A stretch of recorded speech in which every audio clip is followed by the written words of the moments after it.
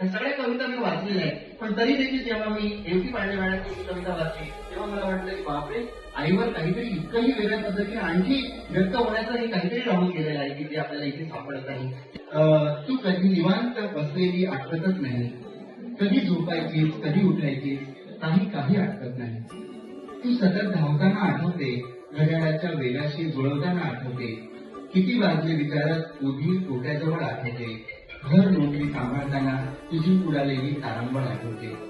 तुझा छंद काय होता, आवडता रंग काय होता, कुणी विचारलं नाही आणि तू सांगितलं नाही. तुझा छंद काय होता, आवडता रंग काय होता, तू विचारलं नाही, कुणी विचारलं नाही, तू सांगितलं नाही. कधी एखादं आवडतं गाणंही गुणगुणताना मी तुला बघितलं नाही, पण जुनं स्वेटर उसवून नवं विणताना आठवते, अंगणात खिडक्यांची रांगोळी काढताना आठवते. तुझे आजार आठवत नाही, तुझे कष्ट आठवत नाही. एके रात्री स्वतःचे पाय दाबताना बघितलं होतं, एके रात्री स्वतःचे पाय दाबताना बघितलं होतं, ते अगदी स्पष्ट आठवतं.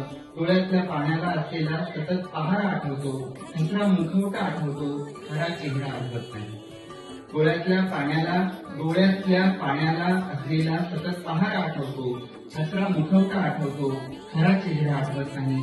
तू कंटाळलेली आठवत नाही, कुठे फिरायला गेलेली आठवत नाही, जुनी मैत्रीण एखादी घरी आलेली आठवत नाही.